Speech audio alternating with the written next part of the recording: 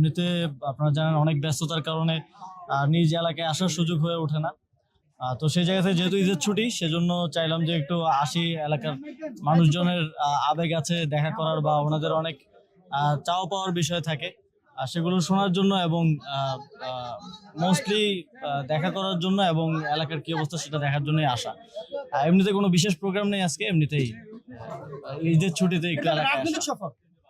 না, এটা কোনো রাজনৈতিক সফর না। এটা আমার নিজ গ্রামে, আমি তো এমনিতেই আসতে পারি, রাজনৈতিক কোনো তো প্রয়োজন নেই। তো সময়ে তো আমরা দেখেছি যে কুমিল্লার নাম শুনলেই আওয়ামী লীগের এক ধরনের বিতৃষ্ণার বিষয় ছিল। তো এখানে অনেকগুলো কাজ আমরা দেখেছি অনেক সময় প্ল্যান থেকে বাদ দেওয়া হয়েছে, যেহেতু এলজিআরটিতে আমি আছি, এবং অনেকগুলো কাজ প্ল্যানে থাকলেও দীর্ঘদিন ধরে এখানে কাজগুলো করা হয়নি, একটা অবহেলা ছিল।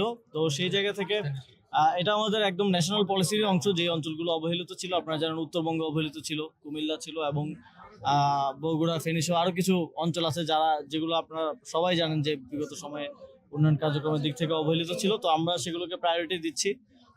তারই অংশ হিসেবে মুরাদনগরেও যেই একদম জনগণের জন্য প্রয়োজনীয় যেই কাজগুলো প্রয়োজন, সেগুলো করা হচ্ছে, এবং সামনের দিকে আমরা আরো